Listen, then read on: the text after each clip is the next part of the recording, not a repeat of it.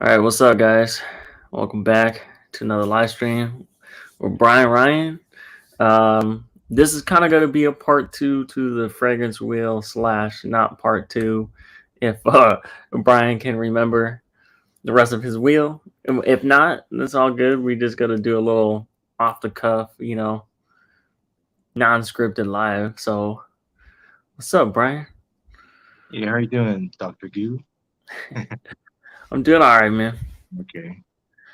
So, um, yeah, about the fragrance wheel, man. What else? I forget where we left off. I think you were talking about the. I Yeah. think you were talking about the woody or the Oriental woodiness. mm, Well, I mean, I'm not really too sure. I should have to go back to the previous live stream. But anyway, thank you for allowing me to come back to another live stream.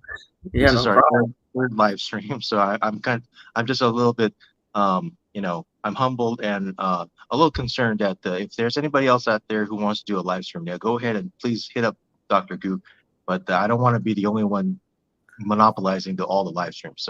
So far it seems to be me. So you know, anybody please, if they want to do one, go ahead and jump in next time. Man, But I've anyway, asked. Oh, my bad. I was gonna say I've asked, man, and nobody's hit me up yet for okay, a live. So you good? maybe it just takes a few cycles before people start jumping into it. Who Maybe, knows? Maybe it takes a few months, or maybe. maybe none at all. Maybe it'll just be you and me for the rest of eternity. Who knows? So, um, Um, Dr. Goo, I just want to let you know before I start, I see the live stream in a kind of I don't know what the format is. It's kind of like the application format. So before I could just see you and me on the Mhm. screen, but now I see all of the tools and everything. I'm not sure if there's something I have to do or I just Uh, there's clicked a on your little expansion square. expansion You just click that square. on the right hand, right bottom right of the screen. It should expand. Really? Okay. Yeah. Um, Let me see. Just give me 1 second here. You know what? It's not. There's no option that suggests that, but I that's fine. think I don't think any. Well, are you having problems viewing the? Yeah, I mean, I think it's okay to just do it this way because of the fact that at least I could hear you very clearly. That's the main part. But the Okay. in terms of visuals, your thumbnail and my thumbnail is so small, I can't really see. Um, I guess I can't see myself, which is one thing. It's not really that big of a deal. But oh, here we go. Yeah, that's better. How about that? Is that Yeah, better? that's much All better. right. Yeah.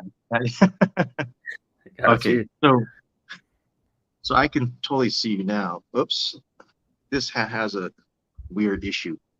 Okay, so now just to let me know again, I mean, if I'm talking too much, just raise your hand or something if I can't hear you like last time, and then I keep over speaking, talking over you trying to interject. Just just hit the screen or something like that, so I I can got stop. you. I Yeah, got you. I have a tendency to just ramble on over, continuously. So last time when we talked about it, we I had a fragrance wheel diagram, but I tossed that because I when I watched the live stream, I always watch the live stream several times after it comes out, just to Mhm. kind of see how I look like and how awkward I look and everything. But uh, I realized that the fragrance wheel didn't really project that well onto the live stream. It would be better if I had like a whiteboard maybe behind me, or if we had some graphics instead popping up. But Yeah. me hiding my face behind the page was not very. I don't think that was visually very pleasing. So I'm just going to talk about it. Plus, anyway, I'm not going to be talking too much about it anymore other than maybe another 20 minutes because again like I said I pretty much Covered what? all the information was hot off my head back then, but right now it's kind of settled down and I have lost a lot of that information. But the last time we talked about it, it was regarding, I believe we went through the florals and then we went through the aldehydic florals. Yeah. which were powdery soft florals. And then I kind of made some descriptions as to what you asked me, what does an aldehyde smell like? And I went through, being aldehydic to me, meaning is powdery plus a little bit of a lipsticky scent to it, or a makeup bag, a cosmetic bag scent to it, which is contributed by the note of orris, right? So orris in conjunction with aldehydes usually typically presents that kind of a makeup bag powder kind of a scent, which I don't think aldehyde does on its own in terms of just the makeup bag part. I think aldehyde just contributes to the powdery part, but it's always in conjunction with orris. So I think that's why people get aldehydes and orris or makeup bag kind of confused together, or that's what I think. That's how I kind of learned it, I guess. So So going from huh? so Oris, that could be Iris, right? Right. So Okay. Oris is, I guess Oris and Iris, they're different kind of, um, I don't know if they're different types or if they are, different types in meaning in terms of species or something like that, or it just may be a different term applied to them from different regions or something like that. So I'm not really too sure, but they're very related. Oris and Iris are very related. So also kind of like violets. Yeah. Violets are in that genre, not in the genre of the plant kingdom or anything, but in the genre of fragrance, where they put orris and a violet together in terms of something that makes something very lipsticky, like a Dior Homme, intense or something like that, or something that makes something very makeup bag, traditional makeup bag smelling, like cosmetic bag smelling. So you go Yeah. to the cosmetic store at Nordstrom or something place like Neiman Marcus, and you will find at the cosmetic section where there's all the saleswomen there, um, a lot of strong smell of orris and violet and Okay. iris. So again, that is orris and iris are actually plants. I mean, not plants, but flowers. But for some reason, some wheels don't put them into the traditional flower category where rose and magnolia and gardenia is. Somehow they kind of shift them off into, and I understand, shift them off into the the powdery florals, the soft florals, and also more towards the orientals, I guess. So there's like an oriental floral kind of category, pie slice, which goes into oriental, but then there's the some flowers in there. I remember I had some in mind, but now I forgot. But there is that category of soft florals. I mean, floral oriental. So moving on from the florals into the orientals now. Now we're getting into there's kind of like three categories of orientals. There's the woody oriental, which goes more towards the woody, and then there's the pure orientals, and then there's the floral orientals. So I guess the pure orientals from a lot of the fragrance wheels and articles that are read, I think consists of um, resinous things like myrrh, frankincense. You got the incense there and so forth, and then you got certain spices, right? So Yeah. I'm trying to remember which spices that belong into the oriental section. Some people put vanilla as one of the spices that go into the oriental section. Okay. So I that kind of makes sense to me because in the past several years, whenever you see something or smell something that has a lot of vanilla base to it, 9 times out of 10 they categorize that as an oriental something, right?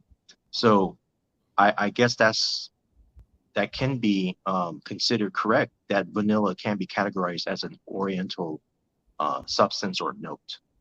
Okay.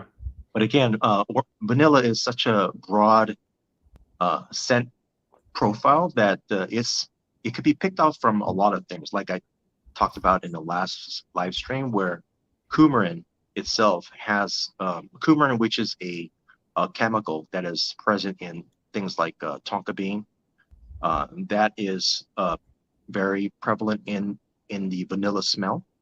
So things like labdanum, I think labdanum has also some sort of a hazy vanilla scent to it. Maybe not really a real vanilla scent, but an aura of like amber.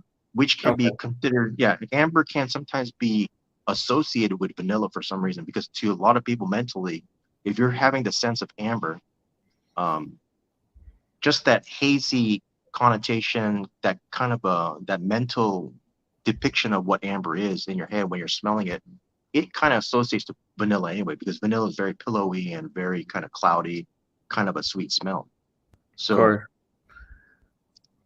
yeah, so um, that is kind of what Orientals are, and I'm just kind of going through these pretty quickly because it's um, again, and anybody can just go through the internet and just kind of pull this information pieces together, and do the work themselves. But um, this is just what I compiled to put together into one piece here, so that if anybody wants to be spoon-fed something, it may not be the correct thing, but at least there's something here that it can give them something to gear off of and go off in a certain direction in their research. So going to woody oriental is a subcategory pie slice that includes woody oriental. I remember something like now this is where it kind of gets a little bit complicated, because the woody section, I mean, the whole fragrance wheel is complicated Yeah. in its subcategories and how they divide things up, and how every vendor and how every author of a fragrance wheel puts theirs together. I mean, it's all over the place. But as a whole, if you look at so many of these, you get a good picture and helps you. So at the end of the day, it helps you. During the day, it doesn't really help you. But at the end of the day, the fragrance wheel is a good tool to have put into your brain. To But reference again, off of. yeah, as a reference point, is a very kind of shifting reference point with a lot of dots moving around. But at least that reference point is there to give you a sense, more so than a concrete factual knowledge base. That sense is highly rated to me, very very useful. So um the woody orientals, going back, is something that contains stuff like patchouli, I believe. So this is kind of like, from what I'm trying to remember, patchouli was in there. Okay, so you got patchouli, you got that's pretty much all I remember. Patchouli, there's some other things there. So patchouli is a very huge bass note anyway. That I mean, at least anybody else who is trying to figure out other notes that are kind of associated to patchouli, at least I'll just put patchouli there and then move on, because at least I named the, the main player. Going on to woody oriental, to the next category slice, which is just plain woody, is uh, they're called dry woods, and then there's like these soft woods. So the Okay. soft woods will come before the dry woods, right? So soft woods are closer to the oriental woodies. Soft woods, they're considered to be like sandalwood, Mysore sandalwood. That's the biggest main player there. So Okay. sandalwood comes from India, right? Mysore comes from India. And I don't know, maybe the majority of sandalwood does come from India, I believe. I'm not sure where else sandalwood comes from, Asia, other places. So that is considered a soft wood category, because sandalwood doesn't really smell like wood per se, right? It's very, I guess, sweet. I guess a lot of people depict sandalwood in a variety of adjectives to describe what they're denoting. I mean, it depends Yeah. on what the mix is. If the mix is this way, sandalwood could come off that way. If it's mixed in this other way, sandalwood comes off totally different.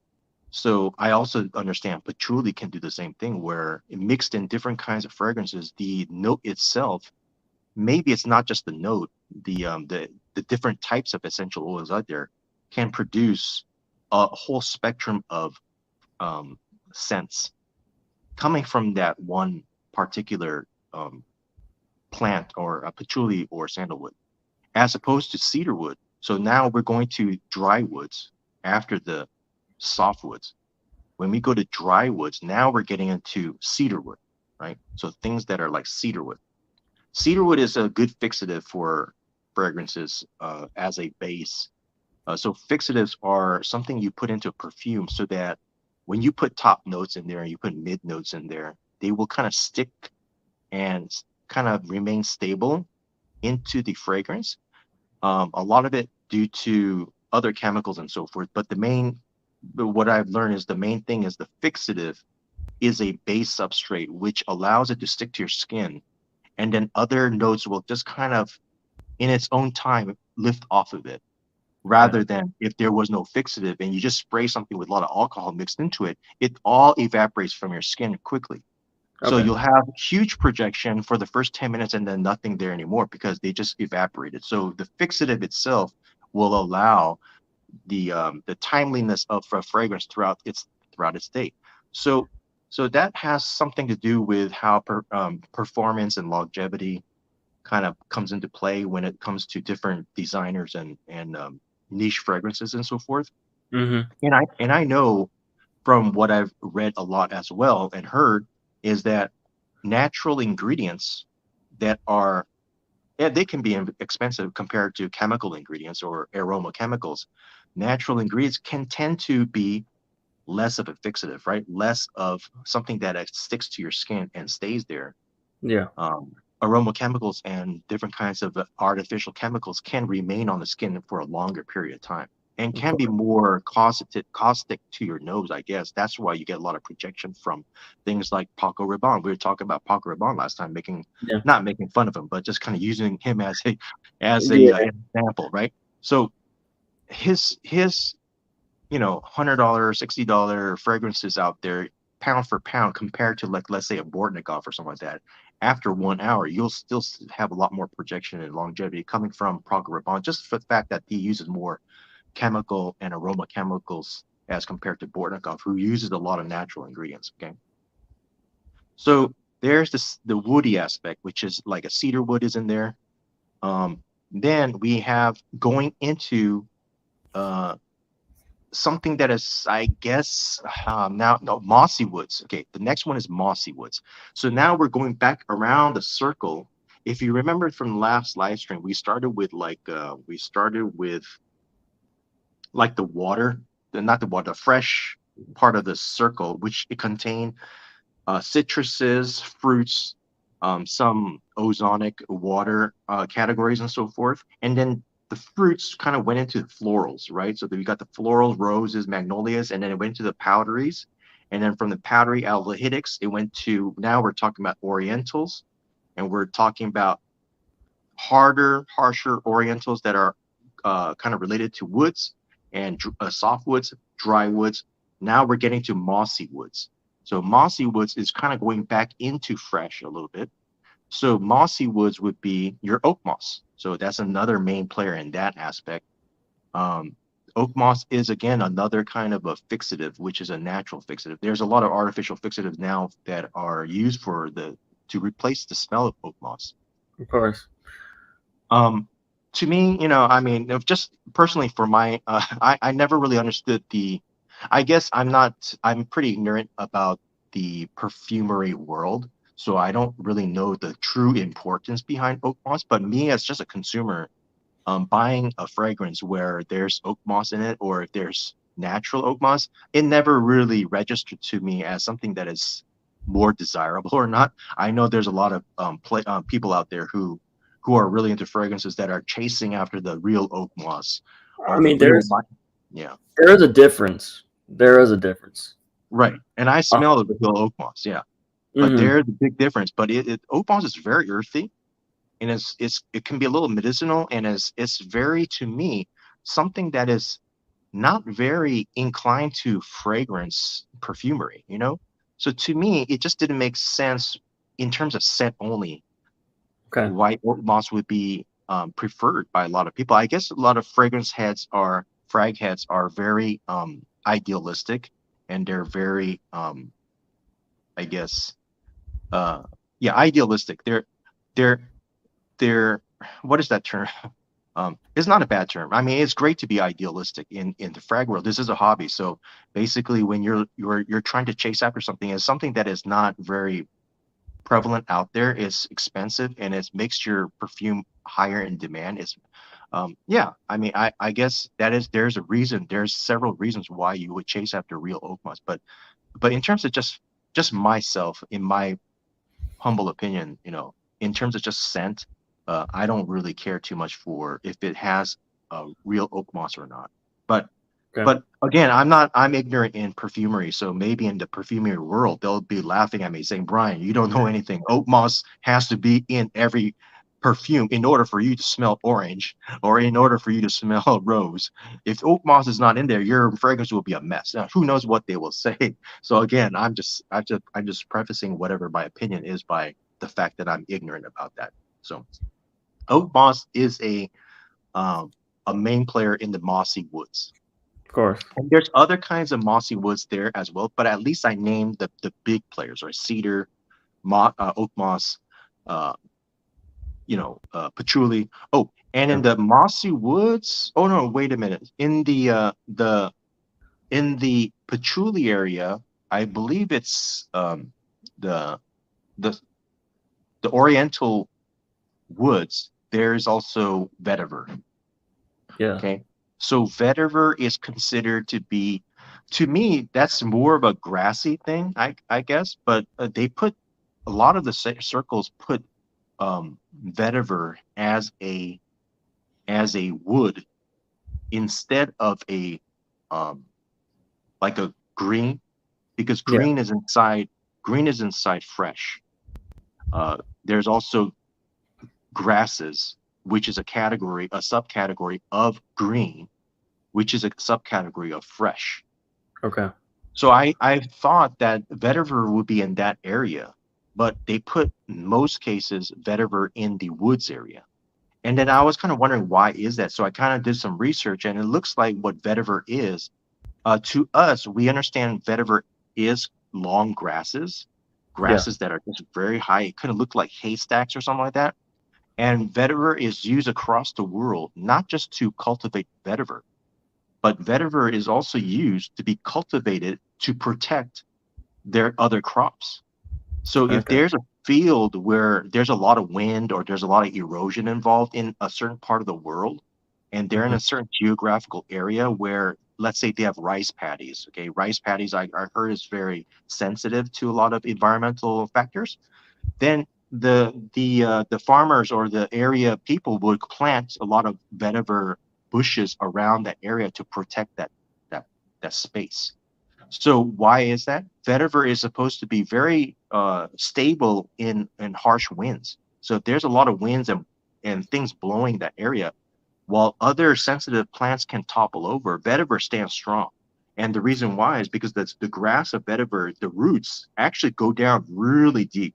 If you're looking at different kinds of small plants, their roots don't go that deep. They're very shallow. But if you Yeah. look at trees like whatever oak trees and so forth, their roots go down deep. They're a tree. Vetiver is the same way. Their roots, I've heard, they're they go down so deep that they're even considered to be deeper than some trees. So their Wow. grasses are so hard to pull out of the soil. So that's why the world, a lot of geographical areas, vetiver is used to be a protective agent against their crops and so forth. So I guess that makes sense that vetiver is considered a wood in that kind of if you're looking at it that way. So vetiver is considered wood, but then again, vetiver has a lot of nuances where sometimes it smells like wood anyway, right?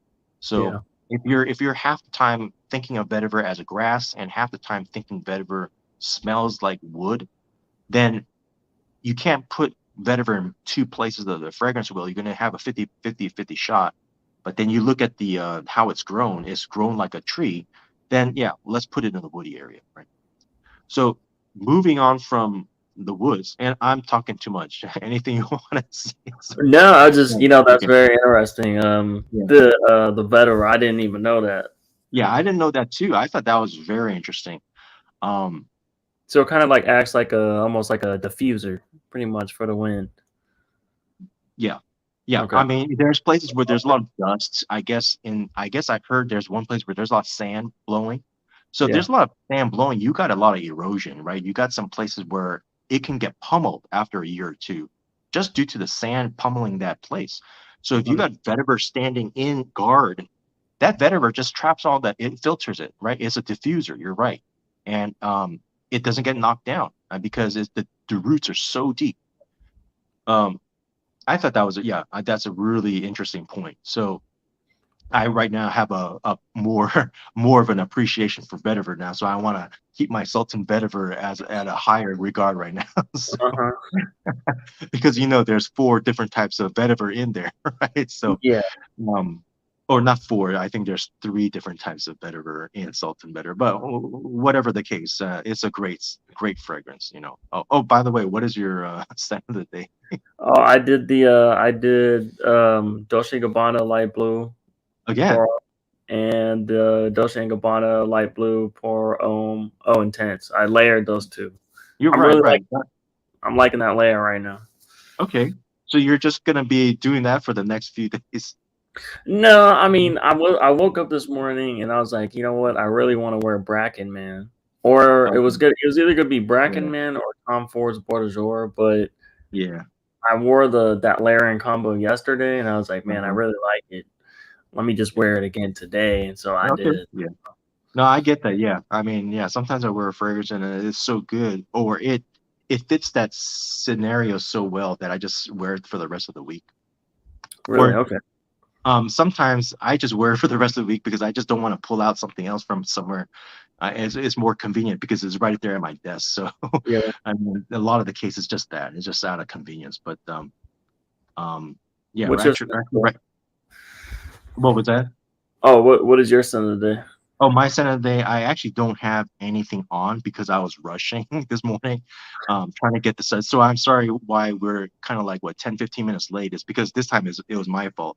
Yeah, Dr. Gu was already ready to go. He was like messaging me 10 minutes before before 10 o'clock happened. And then I called him up and I said, hey, I need another 10 minutes just to get set up and everything. But I'm ready to go. But I didn't spray anything in. I have one of my again.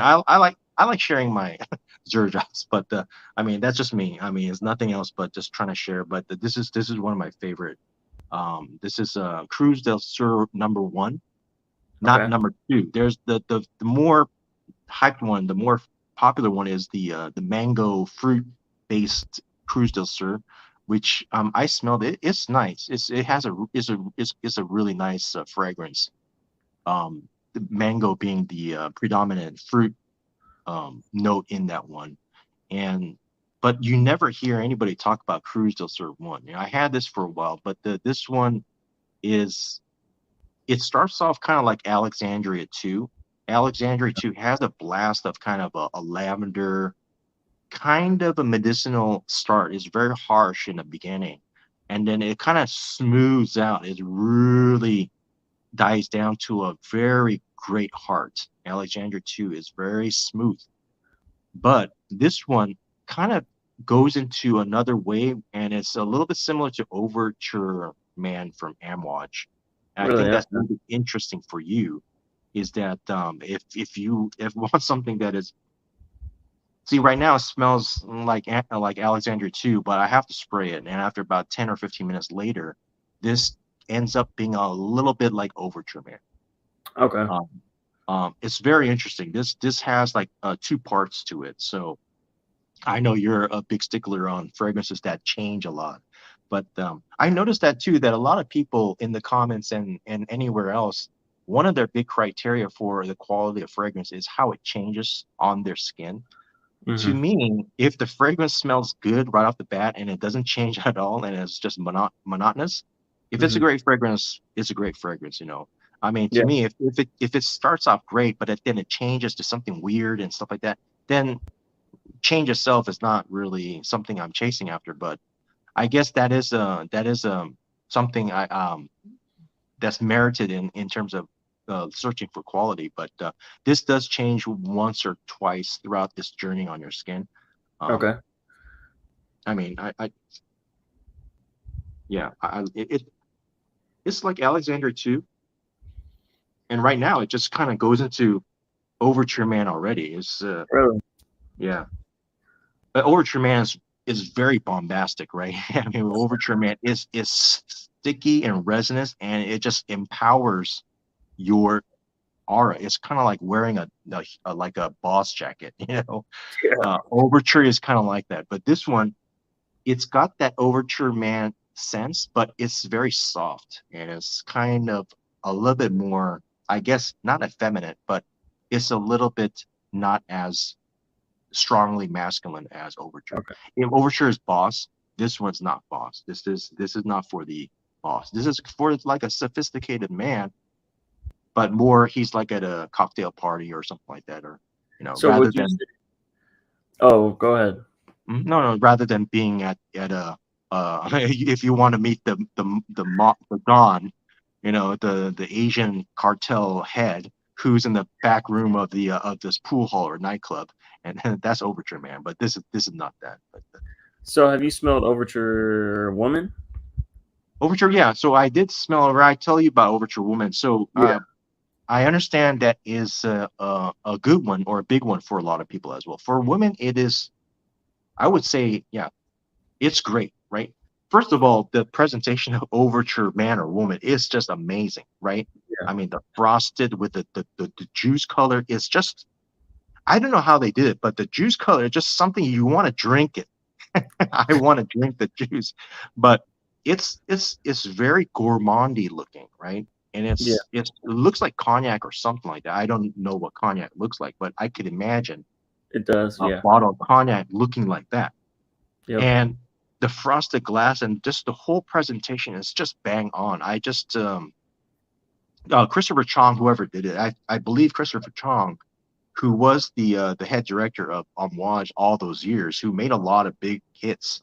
I guess he was the one who made this one and left, right? So right now we don't have Christopher Chong at Amouage. That's why you're getting so the past couple of years you're getting a lot of these weird, you know, kind of they're just coming out with fragrance after fragrance, right? Portrayal Man, Meander Man, but this and that. It's like every other week there's a new Amwatch coming out, and they're not that great, right? Yeah. Um, it's still a great house, but it's not anything like when they had their former glory with Christopher Chong 3 years ago, when they were only coming out with one per every 6 months or something like that, right? Bam, Yeah. this is an announcement. We have Overture Man, right? Bam, we have an announcement. Interlude Man, right? Now it's like you look at the Yahoo News, and then there's another three Amwatches. So Overture Woman is nothing like Overture Man. Completely different. It starts off very fruity. It's a very fruity blast, and it smells really good, and to the point where people will be like, "Hey, I want to get this." It's that good. It's like a a full bottle worthy fragrance to get. Okay. It's a very tricky fragrance because it's gonna trick the woman. They spray it. They're like, "Ooh," the first 10 minutes of it, they're like, "Oh, I got to get this." Shell out the money, buy it at Bloomingdale's or Nordstrom, and go home. After the 10 minutes, it dries down to something kind of, to my nose, it smells a little bit like when you're at an office and then there's a little workroom where the janitor goes in to keep all Yeah. his cleaning fluids and stuff like that. And there's a little basin there with he has like a mop with a basin, dirty water in there. And that room kind of has an artificial smell with some cleansing fluid and a little bit musty. That's how that smells to me. So it's Okay. like, ugh, it's like I actually literally had to just kind of wash it off with soap because I didn't like it anymore. Really? Yeah. So if you want a good first 10 minutes of it, it's one of the best Amwaj Women's out there. But after that, that's just my opinion. I heard a lot of people say it's a full bottle worthy fragrance, but I don't think so. Amwaj Man and Amwaj Woman are so different. I mean, usually like Epic Man, Epic Woman, there's some similarities between the two, but this one, Yeah. they're totally different. It's if you didn't give it the name Amwaj Overture Woman, you would never know what it is. I mean, it's just Really? Okay. yeah. So anyway, going back to just to close off the fragrance wheel. So we had the where were we? We had um the the mossy woods, which is oak moss. So throughout throughout the woods area, there's also an implementation, and the Oriental area, Oriental woods. There's an implementation of the category musk, right?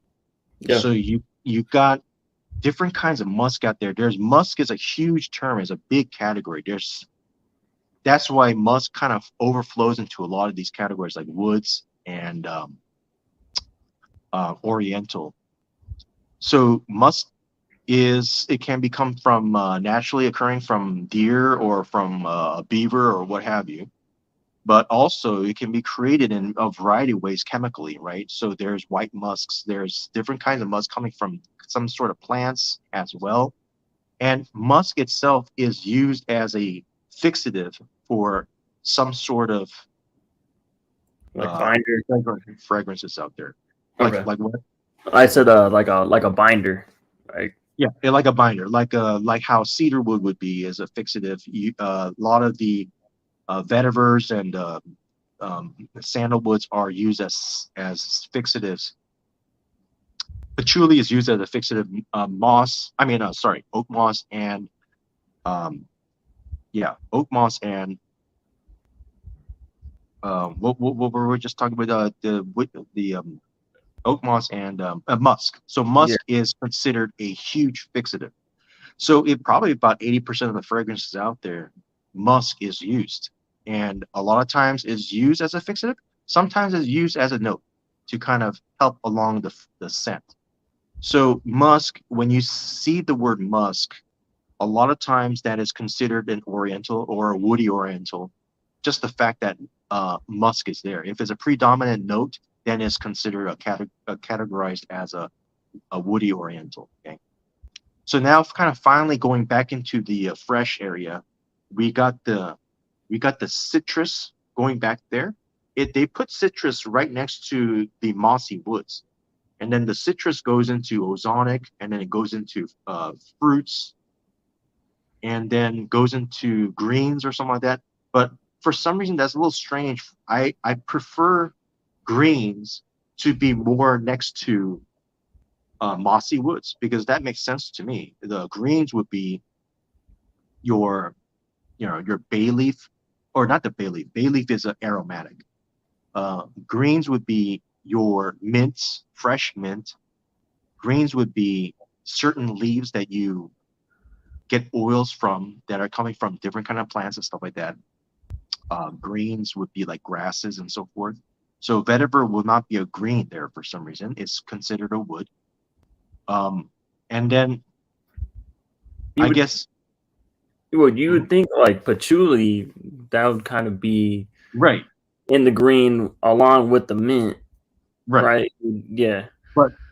But here, what I found out for the fragrance wheel is that the main factor into categorizing these notes and these accords into the chart is based off of not their origin, or not based off of their etymology or how they're cultivated or what they're used for in other industries, but more so just their scent profile.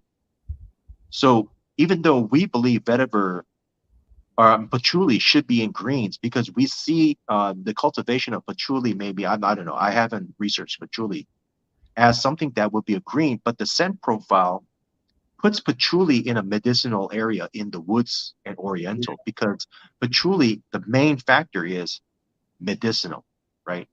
Yeah. Hippies, herbal. It's it's a medicinal herb or plant that doesn't give off a green. I mean, it has some green facets to it. It can, right? Patchouli can have some green facets, but when you think green, you don't think patchouli right away, right? Most people don't even mention patchouli.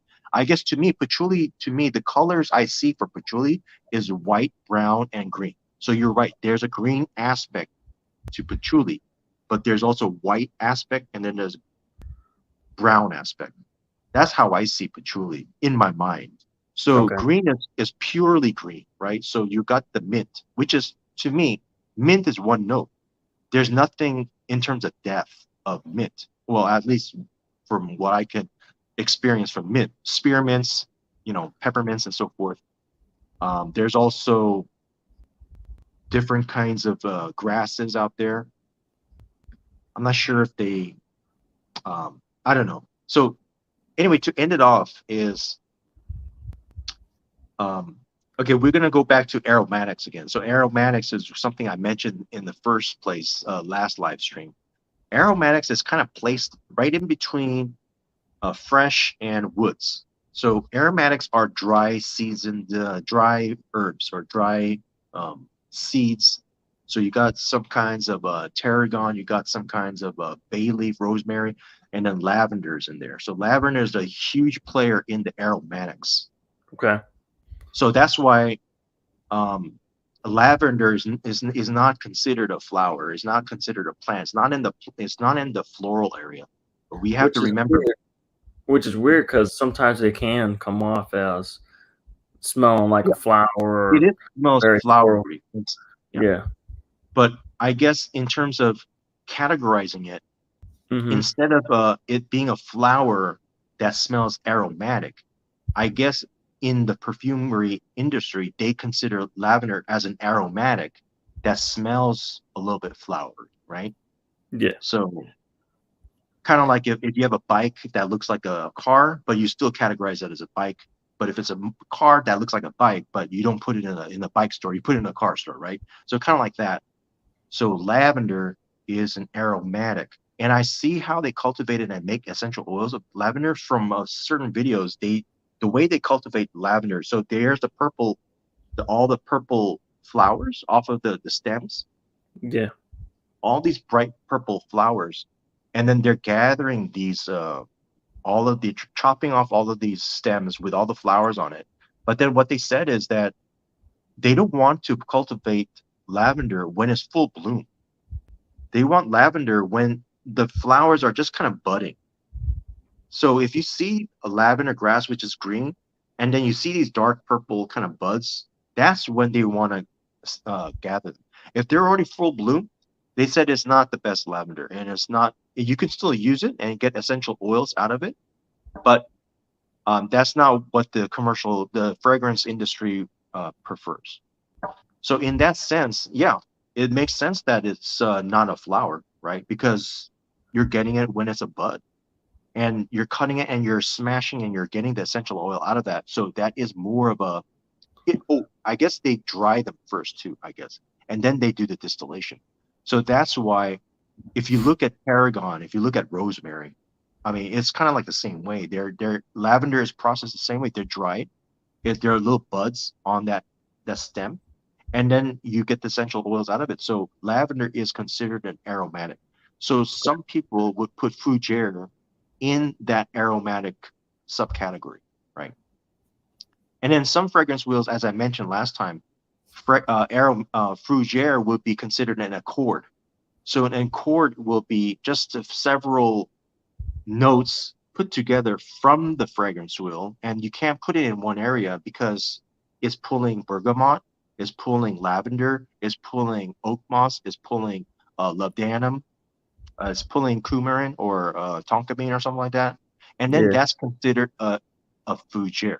So again, the term fougere is very hazy. There's a lot of kind of a pull and push in that definition, but at least we get a sense of what fougere is.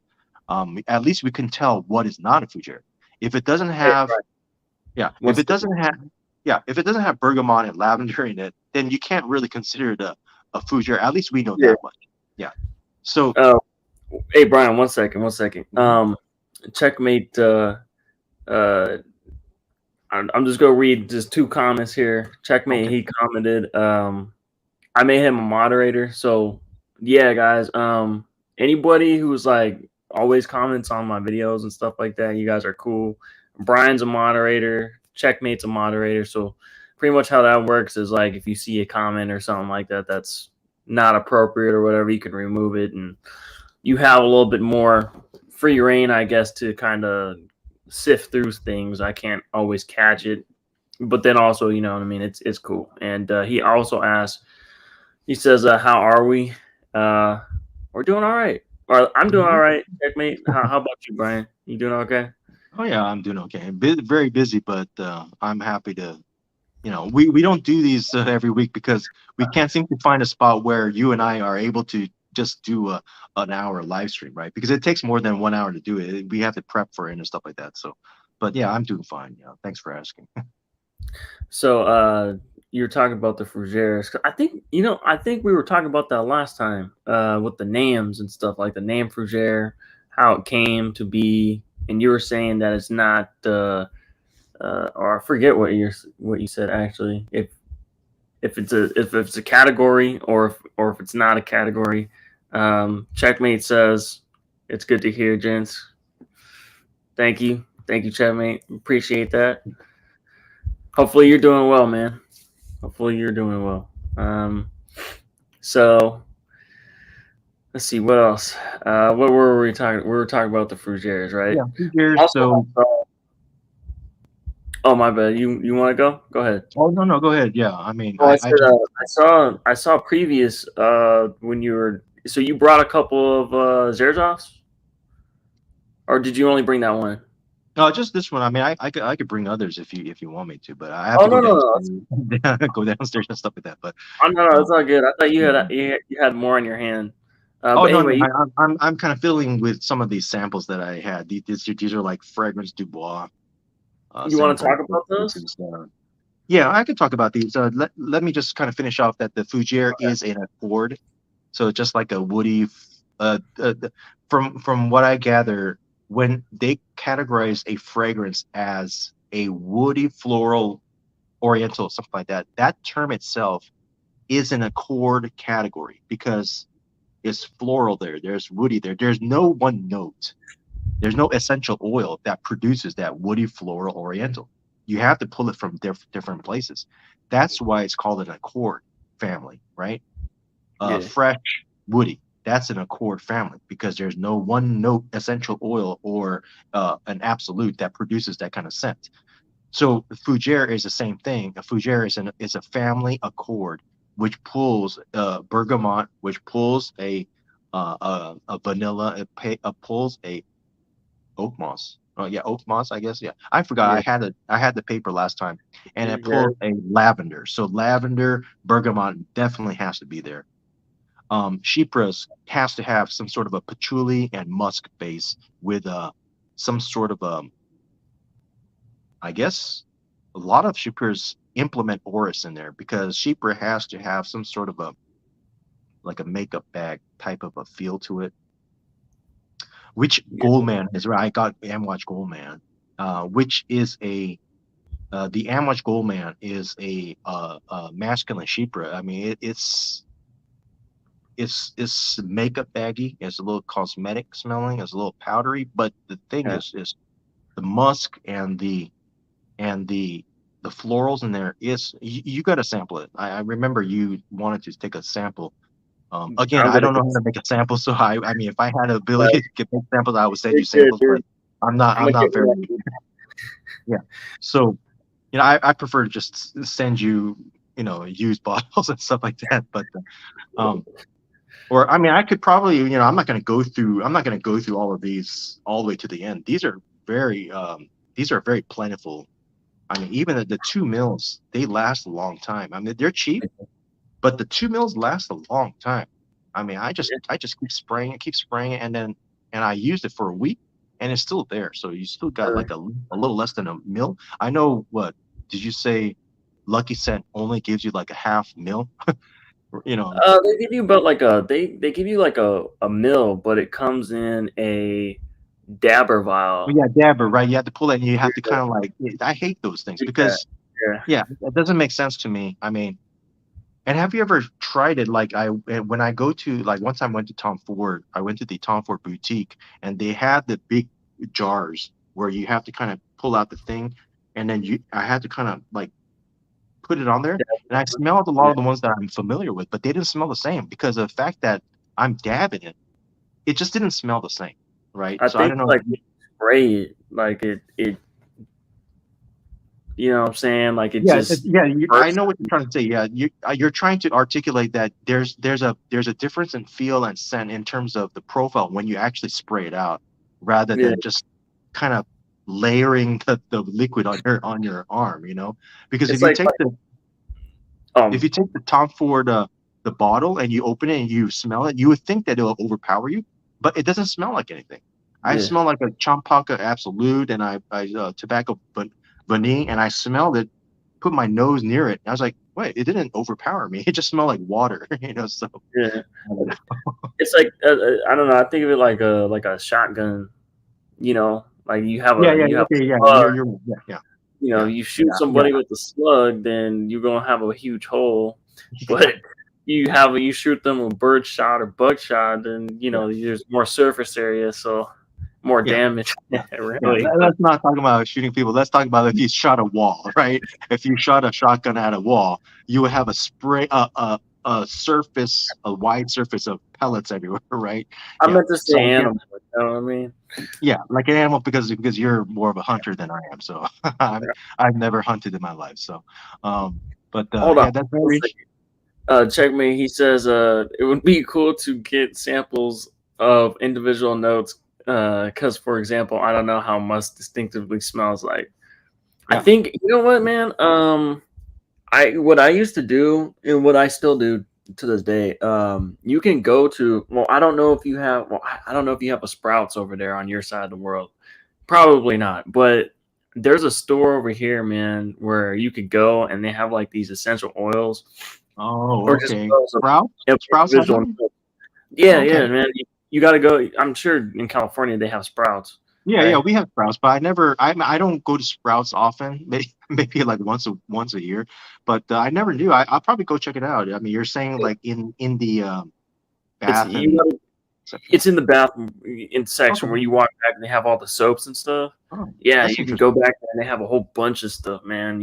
It said must this, sandalwood that, and you can just and they're Really? dabbers, Oh, but you just you know what I'm saying. You can just sniff it and see that's what's up. interesting. But check I'm me. gonna check it out. I would highly suggest that. You know, I'm Yeah, sure you can buy like a check it spice out. or something online. My bad, Brian. Go ahead. No, that's interesting. I mean, there's like a Sprout right down the street from me, but I mean, I just drive by it all the time. I mean, I'll probably have to go down there and just to take a quick look and see what they have. I wonder if they're really natural essential oils or actual. Oh, but the musks, they're not musks. Well, if they're real animal musk, they should be expensive, right? So I'm thinking Yeah, probably some of those are just aroma chemicals or some kind of fixative, I mean, artificial fixative or something like that. you should. I mean, they have really good chicken. Yeah, yeah, Sprout. they got some good food. I mean, the store is so packed with goodies. I mean, even if you've been there for a whole year, you're still gonna figure out or find out new discoveries at that store. Just the I way don't the know. store is laid out, right? I don't know if you like Jamaican jerk chicken. I know we're getting off topic a little bit, No, but I just no. want to tell you about this. They have some really Uh-huh. good Jamaican jerk wings. They're Okay. raw, and they Oh, season it, and it's the best. You put them in the oven, you bake them for uh-huh. like 45 minutes. It Uh-huh. is the best chicken ever. I'm gonna have to take a look at that because my wife loves chicken wings, so I might have to go take a look at that. Jerk chicken, right? Jamaican jerk chicken wings. Okay. I mean, Spicy, but they're good. yeah, the last time I went to Sprouts was like maybe a year and a half ago when I was trying to find a place to. I was at work and I needed to find some place to get grab something to eat, and there was nothing around, so I just went there and they had some sandwiches. But I mean, every time I go in, the layout is just so they have so many things per square foot in that store. It's just jam packed with all kinds of things. I mean, I don't know how any of those employees organized and keep maintain that store. So, and they have good prices too. So, I mean, everything's, I guess, on the cheap side a little bit, right? But, Oh well, it's cheaper than Whole Foods. I tell you that oh right yeah, now. yeah. Whole Food, yeah. I never go to Whole Foods. I cannot. I mean, it's nice to go into Whole Foods just to kind of have a little bit of a, like you're doing a museum tour maybe, Yeah, but taste a little bit of cheese and then just sample it, and then they'll unwrap the cheese for you, cut off the piece and give it to you. But then once you try it, they have to reweigh the cheese and put a new label on it because now it's a different weight. So I always Yeah. felt bad, like, okay, I'm making them do all this work, but I'm not gonna buy the cheese. So That's his so job, though. You know? The one I slice know. goes for like $10. Yeah, Yeah. yeah, yeah, yeah. Checkmate. He says he doesn't know what Sprouts is. So it's like Sprouts is Oh, like your it's like Trader Joe's. yeah, it's like a produce store or like a Walgreens or Albertsons or a Walmart per se, but it's marketed toward like they have healthier options. Like if you're vegan or Yeah, something yeah, like that, then gluten free, organic this, organic that. But they yeah. have some good stuff. So Yeah, I mean, I don't know if it's national, but it's more kind of the look of it is more kind of on a local basis, right? It's like a local it's like a farmer's chain. market. Yeah, it's like a farmer's market, but Yeah, it's a commercial market. But um the way it's laid out inside is like it's like a souvenir store with a whole bunch of trinkets and things everywhere, lying everywhere. I mean, it's organized nice, but it's just too many stuff to see. yeah. But yeah, yeah. But anyway, yeah. I'm gonna have to check out Sprouts and take a look at those musks and take a smell because even though they're maybe the cheapest musk, at least it gives you a little sense, Idea. idea what a white Yeah. musk is and what maybe civet is. I mean, civet. I don't think they'll have civet, but hopefully they do. But this is musk civet or castoreum or some of that. Then um, I don't think civet and castoreum on their own will produce anything that is wearable, but in little bits and pieces here in conjunction with other things, it makes the fragrance so much more elegant. That's Hmm. another topic I wanted to talk about is how things kind of portray. I wanted to talk about um, oud, maybe, because I have a little bit of experience with some oud now. And oud is so interesting. Um, I guess we could get off the the whole fragrance wheel topic for now. I don't know where we left off of there, but hey, if anybody was following along and we're not continuing, yeah, we're gonna stop with the fragrance wheel. But Um, ooh, you want to talk about oud, or because yeah, let we me could. read the comment real quick. Checkmate. He says in South Africa, there's a store called Woolworths Food. They have organic food and what not, but I've never seen essential oils. I'm gonna look up Woolworths. I like the name Yeah, Woolworths. it sounds like a store that we have here in the United States on the more on the east side, right? East Coast has some sort of a Woolworth. That name sounds very familiar, so maybe it's a international kind of a thing. But we don't have anything like that here in California or Las Vegas, I guess. But I've yeah, never seen a Woolworths in Las I guess Vegas. that's pretty interesting. Yeah, but to me, Woolworth kind of reminds me of like a. There used to be an old department store back in the East Coast when before Macy's took over everything. There was some sort of a Woolworths. Um, maybe it's a different name, but that's kind of what it reminds me of. But I was um, thinking like Woolworths, like they make wool clothing or something. I don't know. yeah, yeah, maybe, yeah. If you've never heard of the name, but yeah, Woolworth. It sound to me. I heard that sort of name so much that it just reminds me of a department store, um, like a Saks Fifth and Avenue. Like back then, they had different kinds of department stores that were really big back in the heyday, back in the 50s and 60s and stuff like that. And I think Woolworth or something like that was one of them. Um, I'm not saying the one that's from Checkmate's area, but I'm saying that name sounds like in something like general, that. a Google couple. What's up? What's up, man? Uh, I don't know how to pronounce that name there, but something stated if you smell the lavender and cumin blotters together, you would get an immediate fougere chord, very distinct and noticeable. Hmm. So uh, that's Okay. interesting. That's Yeah. interesting. Yeah. Checkmate says it used to be cloth store, then turned into organic, expensive stuff. Pretty much sells most stuff. Okay, all right, that makes sense. And then a Google couple says if you did the same with bergamot oak moss blotters, you would get a very distinctive Chypre accord. Okay, Okay. I gotta have to try that. Yeah. Most definitely. That makes sense. Yeah, I'm gonna have to check out some essential oils. I'm sure a lot of places have those kind of those displays out there. I know, like, in Las Vegas, there's like a Michaels, I believe. Michaels is kind of like a Craft craft stores. store and stuff like You that. I got your believe they ends have too. stuff like that. Like a Bed Bath and Beyond has kind of like those things, I believe. So yeah, we're just gonna have to go out there and look for it. But um, Uh, he also says if you combined the lavender and the oak moss, you would smell oak moss and lavender. If you combine bergamot and coumarin, you would smell bergamot and coumarin. Oh, so you're saying if you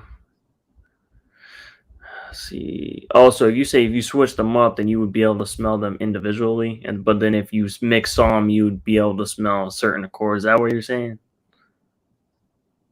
Is that yeah, does that make sense, Brian? Right? yeah. I mean, I'm not really too sure about perfumery, but I would say in perfumery there is a reason why two components are mixed together. In the historical aspect of perfumery, I mean, I don't think. I mean, maybe that is true that if you mix lavender and bergamot, you have a fougere scent. But to me, I think also, which is included, I think in perfumery, just the chemical components of it, I guess the way they mix and stuff like that, produces some sort of I guess there's some criteria that is involved in perfumery, and I guess bergamot, lavender, certain components that are out there that we are very familiar with are all mixed in conjunction because they work well together, not just in scent profile, but also in just how fragrances are built structurally, I guess, chemically. Because I mean, it's one thing to make something that looks good, but if it's all gonna deteriorate after one day, they're gonna have to put other components in there to figure things out to make sure that something might have to be structurally more stable, but the smell might be a little bit less. And then they have a sweet spot that they have to get to because here's structure that's not stable, but there's a set that is good. But then if they reach here, is something that's marketable and it can be sold, and then it can be out there for long periods of time, 2, 3, 4, 5 years. So that's just my assumption. But yeah, I believe definitely if you get two essential oils like that and you take a sniff of them, sniff both of them at the same time, you definitely probably get the fougere aspect from it. Yeah. But I'm pretty sure there's other things going on in the perfumery world why they use those two components together. Um, Checkmate says, "Awesome guys, let me head out." All right, Checkmate. See you later, bro. Catch you in the comments section. I hope you Uh, checkmate people out there. Checkmate them. You know what I mean? Don't get checkmated. You go checkmate people. and then a Google couple says, "I'm trying to find an oud I like better than oud for glory," or he says, or initio oud for greatness. So, Brian, you got any suggestions for a Google couple? Okay, so what did he say? What he wanted Uh, for a goof, oof for glory, and goof for he said he's trying to find an oud he likes better than oud for glory, or okay. All right. initio's oud Good for question. greatness. Good question. Yeah. So that's a very good question to kind of tangent off of. Um, thank you for asking that, Google couple. I'm glad we talked earlier before this video. I told him to ask that question at this time. I'm just kidding. No, but it sounds like he just interjected without at the right time. But so oud for glory, oud for greatness. I haven't smelled those, okay? But I am familiar with Initio's oud for not oud, but Blessed Baraka. So Initio is a subset of the Parfum de Marly Corporation, right? So you got Parfum de Marly, you got the Gandolfins, and you got the Laytons and stuff like that. But you know that they have a certain type of a accord or a feel behind all of those sets. There's this kind of a, like I said in a previous live stream, PDM is known for its apple pie type of an accord, right? So you got Carlisle, you got Ojon, and you got Layton. They all have that apple pie accord. Even Herod has that. So that's one of the things why I kind of move off of PDM in the first place, except for Nissian. Nissian does not have that apple pie accord. If you did not see the bottle and smell Nissian, you would not even think it's a PDM. So when I tried Initio's Blessed Baraka, I heard a lot of good things about Oud for Glory and all that. I heard Oud for Glory actually smells like not Oud for Glory is Initio or Oud for Greatness. Wait a minute. No, that's no Oud for Oh, Oud for great. Greatness is a Latafa, right? No, Yeah. Oud for greatness is Initia. Oud for glory is that Latafa. Oh, Latafa. Okay, so I got it mixed up. So let me leave out Oud for Glory. So Oud for Greatness is Initio. So from what I was informed is that Oud for Greatness Initio smells like Haltane or a mix of Haltane and MFK's Baccarat 540, right? So I'm very familiar with Baccarat 540. Are you saying It's that because the saffron? I mean, if that's the saffron that they used as making the smell like that, then it's a great saffron because I know there's saffron in Gal. Remember I talked about Zerjov Yeah. Gal and how the saffron is used in a different way there. It's more of a kind of medicinal and very, very plasticky smelling and very foreign. Yeah, if that's the saffron that they use, I don't know what's giving off that smell in Baccarat 540. I know it's a conjunction of a whole bunch of things, but there's a lot of amber in 540, right? There's that kind of kind of a cloudy feel to it. I think a lot of it has to do with is there some sort of a cashmere in Baccarat 540? But I get a lot of cashmere in Baccarat 540 and labdanum, right? Okay. Vanilla, labdanum, and so labdanum creates the amber accord, right? Yeah. Because amber itself is not really a note. You can't get Yeah. It's amber like a fantasy wood. note. Yeah. What was that? I said it's like a fantasy note. Yeah, it's a fantasy note. So Yeah. everybody knows how amber looks like with a little insect inside of it. But if you Yeah. have an essential oil coming from that, you're going to get like one atom, right? So, Yeah. um, yeah, it's going to be labdanum that's mostly used along with coumarin or vanilla that creates the amber accord. So, Baccarat 540 has a lot of that going on with saffron and a lot of sugar.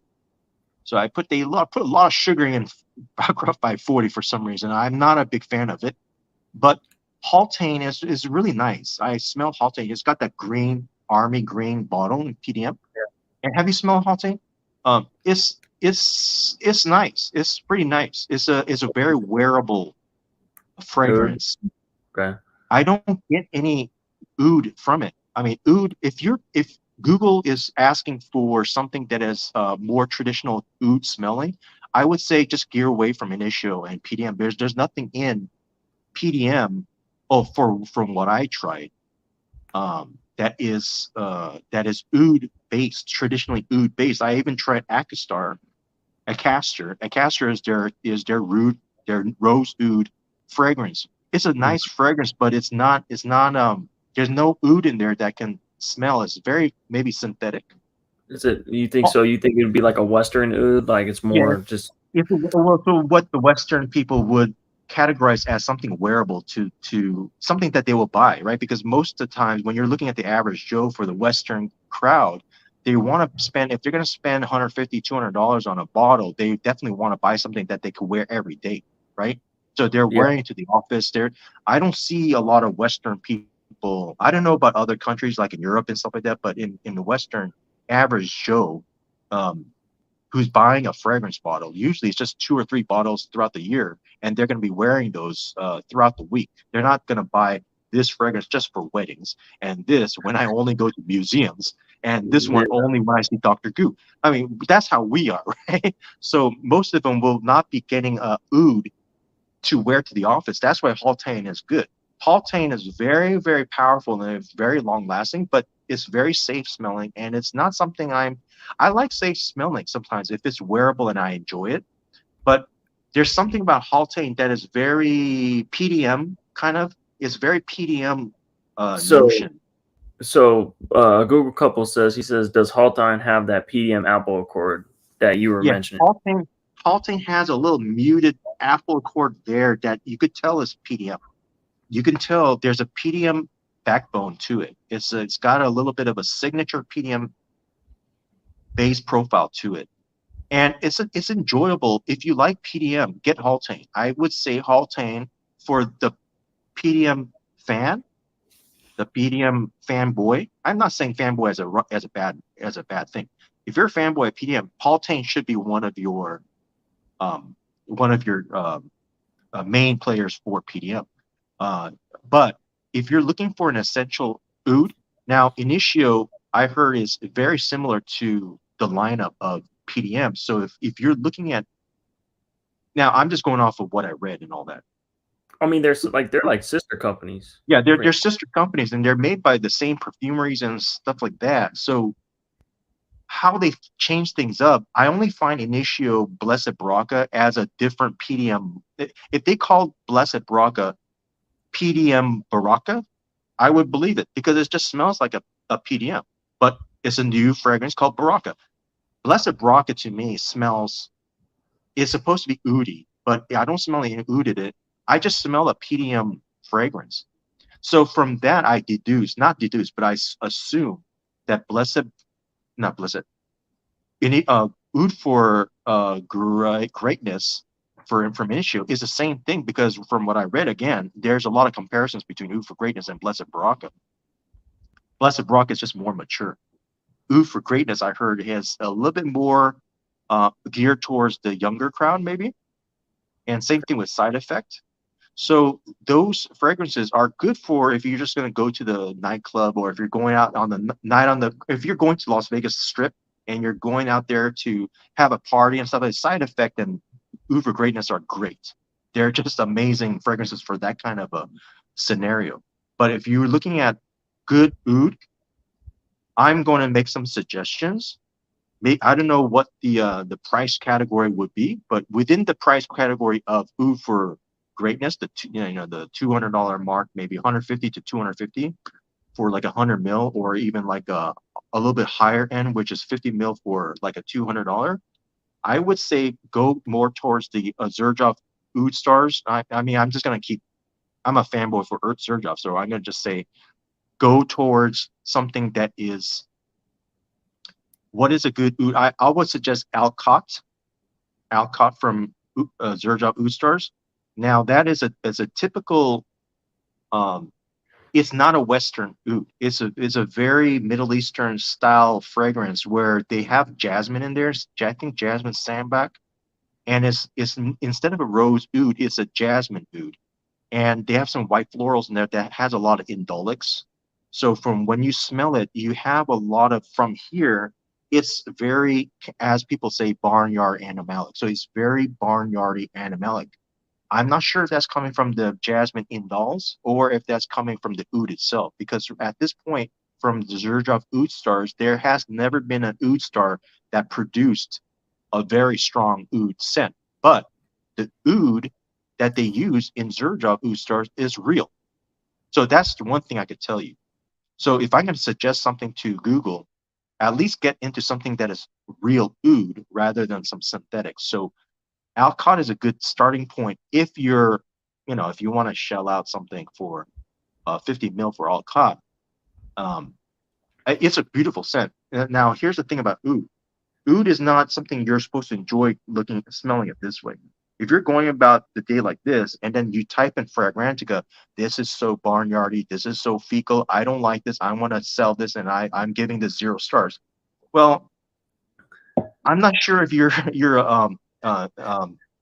a bona fide fragrance um, you're a fragrance. One thing I noticed on Fragrantica is when somebody says something on one comment, the next comment says sometimes the exact same thing as the previous comment. I noticed that. It's like they would repeat certain points that the previous person mentioned. That's kind of weird. It's like they're just like reading off the next comment and then they say something that's very similar. And I just kind of realized that in Fragrantica. So I don't really take Fragrantica commenters. I use them for reference, but I take them with a little side of salt. But in terms of oud, you don't enjoy oud this way. Again, when I was talking about indoles last time, when you're smelling strawberry, there's no definition for the scent of strawberry. You only get strawberry because that is broken down to the only component of defining strawberry is strawberry. Chicken is the same way. There's nothing that describes chicken. You can use chicken to describe other things, right? But chicken is a elementary smell itself. In this world, in the human being world, chicken is its own smell. So in terms of indolic sensation and smell, it's its own thing. That's why people can't seem to define it correctly.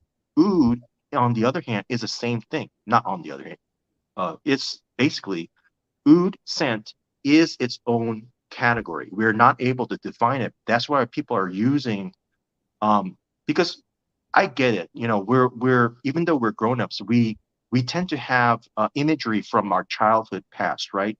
So you can only think of like you know, when you go to the toilet, or when your first time you go to the bathroom, or you spill something, or those kind of things will produce scents that are very powerful, and it interjects into your head. So when you're an adult, you tell yourself, don't spill this anymore, right?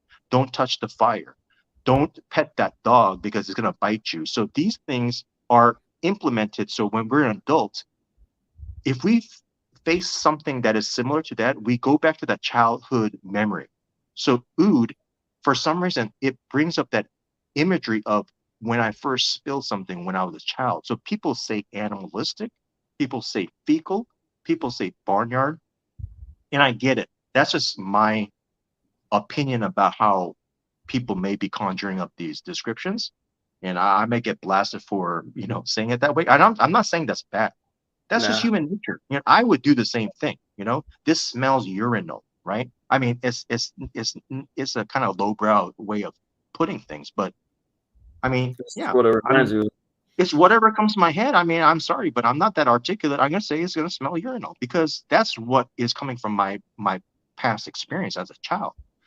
So you know, that's just human nature. So oud, you're not supposed to smell it this way because this way it's going to conjure up those animalic fecal features in it. Because if you smell metal up close like this, metal smells like metal. But when you go far beyond and you're kind of in this kitchen, you don't smell metal at all. Well, obviously that's true. But oud is not something. Um, Now I'm just kind of going around in circles. Again, I'm not. I don't know how to. I don't really know how to describe the scent of oud other than when you spray it on. Okay, here's a good example. There's a fragrance called Oud Paleo. Okay, it's by Diptyque. Okay, Oud Paleo is kind of hard to get.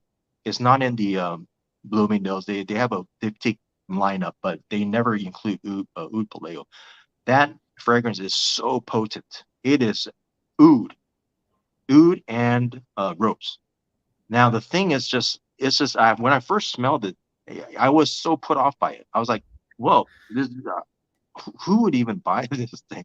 And I was just kind of like, I had sprayed myself with other fragrances, and this thing was overpowering everything in the car, wherever I went. And I just said, this is probably not the direction I want to go. But later on that day, when I smelled it, the aura that was coming off of it was very sophisticated. Now, I didn't want to say it's sophisticated because other reviewers said Oud Paleo sophisticated. I want to bring up my own opinion, right? And throughout the day, I was like, wait a minute, there's something about this is drawing me back to it. I don't know what it is. I can't describe it, but it it gives off a sense of I am this, I don't know, sultan, I guess. I'm not sure, but it was a very good feeling. I liked Oud Paleo. I went back again on another weekend. I sprayed Upaleo everywhere. I just kind of let it settle in, and then I felt very regal. Now, I'm sure other people who are kind of plain Jane smellers, they only like spaghetti, they only like macaroni cheese. They'll say, "Oh, get away from me! You smell like poop." But I guess for the average Joe, they will say they won't say you smell good. They'll just say, when I met Bryan, I felt Bryan was a regal guy. I'm just kind of like making a point here. Okay. Now that's the thing about oud. It's not the smell per se that you're going after. The smell by itself per se is going to be off-putting. whether here or kind of right here. But from here, people are not going to, they're not going to comment on or compliment you. Oud is not about compliments. It's about going out and presenting a imagery. And again, this is all play. We shouldn't be worried about image, okay? We shouldn't be worried about what people think about us. But hey, we're getting into fragrance because this is part of imagery, right? So if we're here playing this game, let's do it right, right? So if we're gonna be concerned about imagery, going out there with a oud, and again, you have to be dressed properly, right? If you just have t-shirt and a baggy shorts and sandals on, oud's not going to play well with you because people are going to say, wait a minute, this guy didn't take a shower, he looks dirty, his hair's disheveled. Oud's not going to look good on him. But if you're dressed sharp, you got a sport coat on, you got a pressed dress shirt underneath, you got a nice belt on, shoes, leather shoes, and you are going to work and you're doing some meetings and you're meeting with your real estate partners, or you're trying to show a house to somebody, I don't know, let's say all these kind of things. Or you're at the casino, right? Like in Las Vegas, you're at a casino and the concierge manager comes to you. How can I help you? I heard you had a bad night here today. How can I help to rectify this? And the gambler is like, yeah, you guys did this, you guys did that. I had a bad experience. And the concierge manager says, come with me, let's take care of this. And then at the end of the day, that guy said, you know what, that concierge manager, I'm gonna put 5 stars for this hotel because that concierge manager was a freaking pro. And he was excellent, regal. He's not going to say he smelled good. He's going to say, I had a great experience because this concierge manager just has presentation and his gentlemanliness made me want to write this great review, and I'm going to go back to that casino again, even though he had a bad experience with something there, right? I Because mean, he loved. oh no, go ahead, go ahead, go ahead. I was gonna, No, because I'll he. Yeah, you go ahead, well, go ahead. you know my point. I'm just rambling on, but my point is Good. the guy, the concierge manager, when he wears oud paleo, that is all part of his presentation to this guy who wants to come back to that casino, because his thought is now, all I see is that guy. And he's probably like attracted to him now. I'm not saying in a no homo way or something. I'm just saying like in a way where I want to be like this guy. This guy is just, he's all put together properly.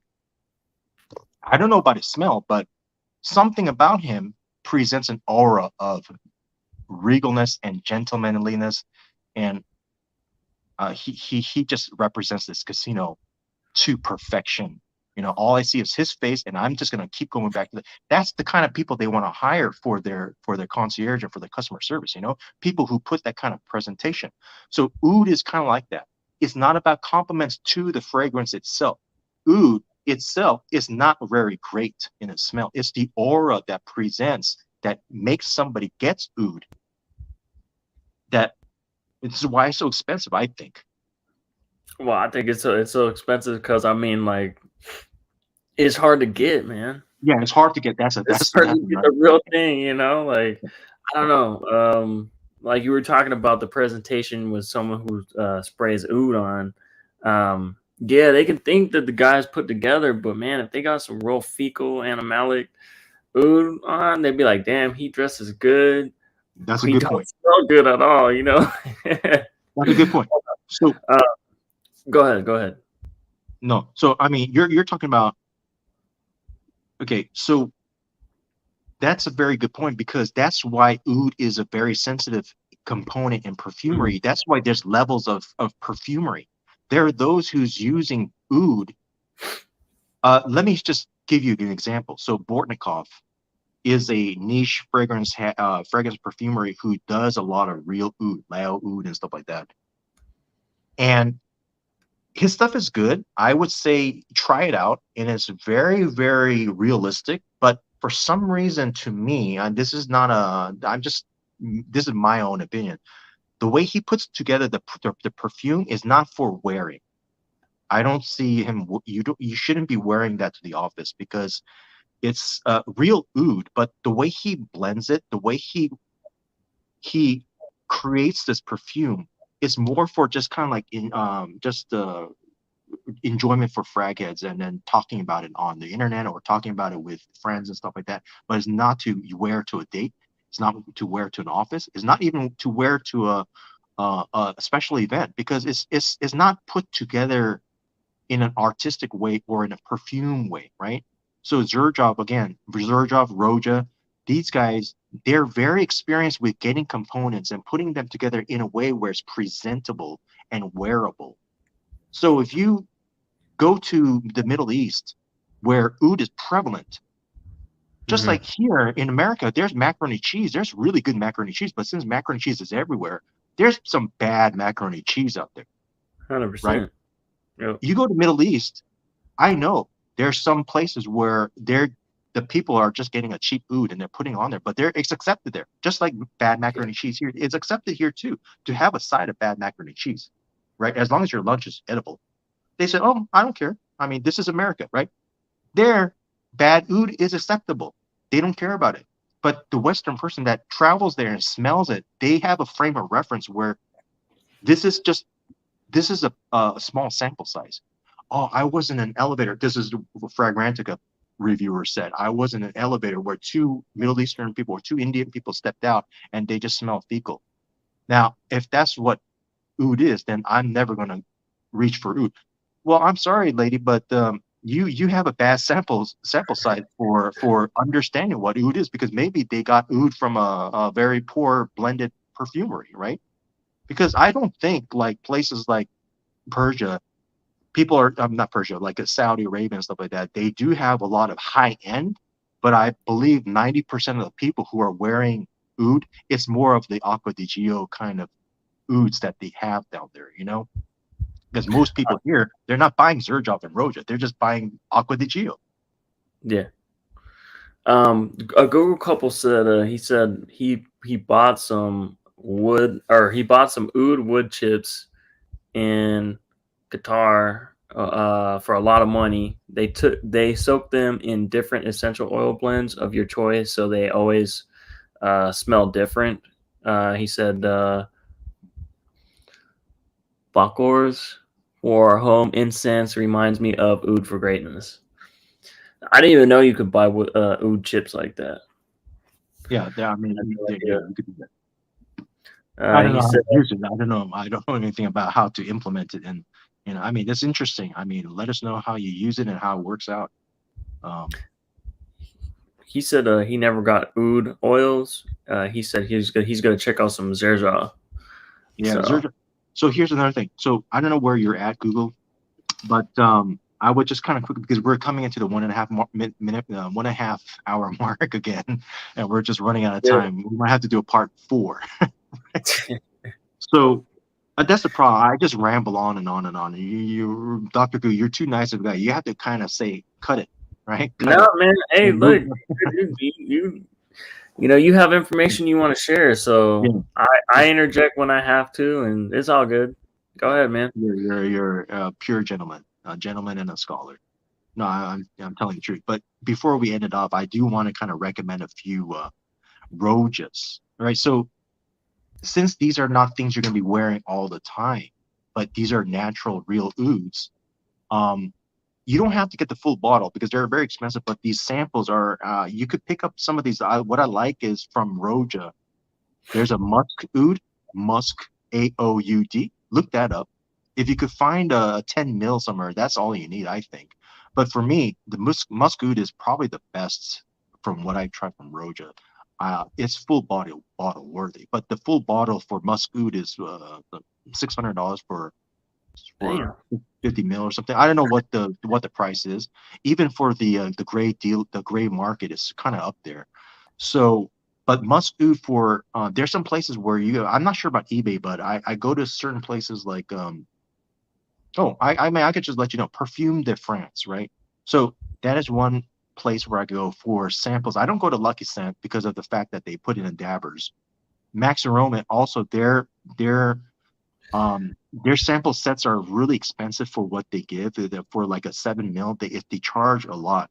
So I like going to some of these places. They're not perfectly made, as you can tell. They kind of spill over a little bit. So if you buy too many samples, the spilling over will kind of hide or make the name go away. So you have to kind of decipher which one's the actual the fragrance that you got, but I'm kind of aware of how it looks or how it smells, so I can kind of put the ballpoint pen and rewrite the name on them. But that's how it will come. Sometimes I have to rewrite the names on some of these.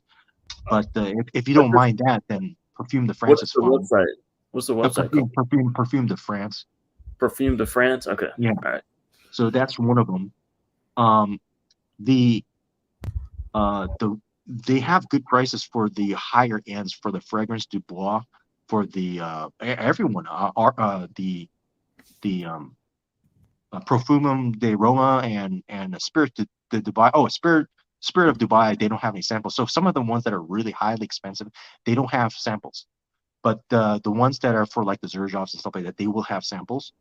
So I really uh, um, kind of recommend you pick up a musk oud sample from Roja. And who knows, if you like it, you could just pick up a bottle for $600. I mean, that's if that's your style, then you go do it. That's you do what you can do, and I'll do what I can do. But also, I would suggest for Qatar Oud, Qatar Qatar is a country right near there. Qatar or Qatar, or I don't know how you pronounce it. Sorry, Qatar Oud is one of them. Qatar Oud is more kind of I would say on the fruitier side. I think Qatar has some peach in there. It's oud. And the thing about Roja's ouds, they're very wearable. They're very pleasant. They may be a little bit, none of them are offensive, but you may not want to wear them at the office. If you have a conservative office setting, do not wear them. But if you're going out with friends and family and going out to the museum or a restaurant, Roja ouds are amazing. Also, another one is the UAE oud. UAE oud, I believe, is their I forgot which one is their their rose oud. So rose oud is a accord that is very popular here in United States right now. It's very popular in Middle East, but the rose oud is picking. I mean, it's got a big following right now, right? So that's one. Also, another one from Roja would be so there's Qatar oud, there's the UAE oud, and there's the musk oud, which is kind of like my favorite, I would think. And the fourth one was Sultanate of Oman oud. Okay. So those four, I would suggest picking up a 2 ml sample and just kind of trying them out. I like those a lot. Uh, Fragrance Dubois has some oud fragrances as well, and they're priced about the same for the 2 ml samples. But the thing about Fragrance Dubois, I don't know if he's using oud. That's what they're stating, but Fragrance Dubois oud fragrances, they're not about oud. It's not about the oud. It's something about like let's say for the oud vert intense or like the cannabis intense. I mean, they got the oud in there, but it's not about the oud. It's something about the cannabis. It's about the orange or something like that. So it's it's not really something you'll pick up to understand oud more. But for these rojas, and if you wanted to get into something that's natural and you want to get something into like a higher end, but reachable, retrievable, and wearable, then I would definitely recommend the those four ouds from Roja. But in terms of Roja on like the lower end, like so they have the mainstream ones where they got the. I mean, none of Rojas are mainstream; they're all high end. But the more accessible ones, like the Elysiums and then the Enigma, the Yeah. Apex, the Scandal, and the Danger and so forth. They're not. They're not full body worthy. I would say, um, get a sample, but out of those, the most impressionable one is Enigma. If you were to get a full bottle, I would prefer you to get Enigma. I think you, Dr. Gu, would like Enigma. Okay. Not the gold bottle, not the more expensive one, but the cologne version of Enigma is better, The I think. purple, Yeah, the or is it purple, not okay, the red bottle. Yeah, the the more red bottle? Okay. burgundy bottle. Actually, for some reason, the cheaper one is the better one over because the the more expensive one is more floral centric, I think. But Is the it one that is the burgundy bottle, which is the cologne, the the cologne one, and they're not really colognes. They're just called colognes, but they're still EDPs. Okay. Is that it's more kind of a fizzy. It's got more of a fizzy or fresher feel to it. It's much more enjoyable. Okay. But the dangers, the scandals, and those are all kind of, I could group them together. Even the vetiver, I know you have the vetiver one. I would Yeah. group them together and just say stay away from it because it'll just be a waste of money. I'm sorry, Roja, but I love a lot of your stuff. But for the scandal, the danger, and the vetivers, I would kind of. I'm sure some people are out there who has those bottles, and I'm sorry for for if I get you angry, but in my humble opinion, I don't like those three. I mean, they're pleasant smelling. They're just, there's nothing to them that really. I mean, I would never reach for the bottle. I would never. Yeah. Wear it. A Google couple says he says thank you. So Yeah. yeah, thanks Brian for recommending him those. And Yeah, I only recommended those because we're running out of time. I could go off for half an hour here and recommend so many other things from Zerjov itself, and from even probably Bortnikov or somewhere else. But for now, just look into that because you're gonna have to take some time to experience those, and then the next live stream I could recommend something else from a different line or a different brand. So yeah. yeah, man. So you wanna wrap it up here? Yeah, let's do that because this is actually ended up longer than the other live Yeah, streams. man, you're I, good, man. I I was hoping that this was going to be more on the 1 hour mark, but wow, this is. I'm sorry that this happened, but No, anyway, it's all let, good. It's all good, man. let You, that you be you got a lot of information, man. yeah, So yeah, we're gonna have to make a what? It would be part part four. 4, 5. Well, yeah, it'll be part four because of the fact that the last time you're trying to say because of the fragrance rule, you want to say part one, part two. It's not really part one, part two. It's just 1, 2, 3, and now it's gonna be 4. Yeah, Okay. just yeah. All right. Well, Not I too think bad. we're gonna end that here, and thank you everybody who commented. A Google couple, checkmate. Well, checkmate and the Google couple. You guys are the only ones who threw a comment down. Thank you everybody for watching, and thank you so much again, Brian, for all your very Welcome. Yeah, thank informative you. information. We appreciate it. So, Thank you all for right, guys, having me. we're gonna end it here. Brian, stay Okay. on after, of course. And all right, guys, I'll catch you guys later. All right, bye. Bye bye. How do I end it? Man, this happened last time.